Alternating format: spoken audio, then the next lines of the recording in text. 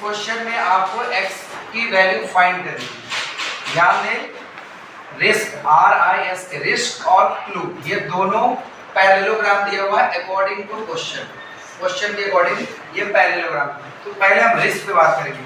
तो parallelogram risk को देखते हैं। रिस्क ये रहा, इसमें आप ध्यान से देखेंगे। So KS parallel to RI and KR parallel to SI। ये पैरेललोग्राम है, ये पेयर इसके पैरेलल है, ये वाला पेयर इसके पैरेलल। ध्यान से देखेंगे।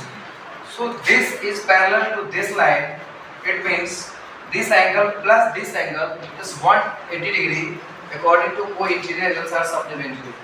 Suppose करो मैंने इसको मान लिया y, now y plus 120 is equal to 180, reason हम देंगे co-interior।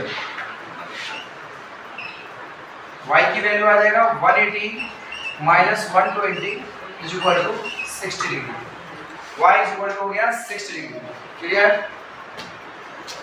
अब पैरेललोग्राम की जो प्रॉपर्टीज होती है अपोजिट एंगल्स आर इक्वल, उसका यूज करेंगे। ध्यान से आप RIS रिस्ट को ध्यान से देखें। Angle y is equal to यहाँ पर कुछ एंगल मिलते हैं x y z ले लेते हैं, इस छोटे से एंगल को हमने z मान लिया। So angle y is equal to angle z। इसके बाद हम इधर लिखते हैं angle y is equal to angle z, opposite angles of a parallelogram. और y कितना है 60 है। So y is equal to z हो गया 60 डिग्री, रीजन देंगे अपोजिट एंगल्स। पैरेललोग्राम में तो है ही अपोजिट एंगल्स। y यानी अब एक ट्रायंगल है, अब ध्यान से देखेंगे EOS, एक ट्रायंगल यहाँ बन रहा है। EOS को ध्यान से देखें, EOS। तो ट्रायंगल में तीन एंगल में दो एंगल होने चाहिए। एक एंगल हमारे पास z हो चुका है 60 degree. Now we have to find this angle. इसका भी कुछ नेम मेंशन करते हैं W। ओके, अब हम इस पैरेललोग्राम को ध्यान से देखें, क्लू को देखकर ध्यान से, उधर नहीं, क्लू। नाउ इसके बाद parallelogram CLUE, clue.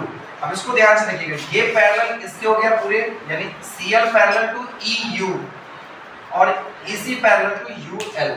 Okay, so this angle is equal to this angle, यानी कि डायरेक्टली हम कह सकते हैं कि ये जो W है 70 डिग्री हो जाएगा। W is equal to 70 degree. क्यों? क्योंकि W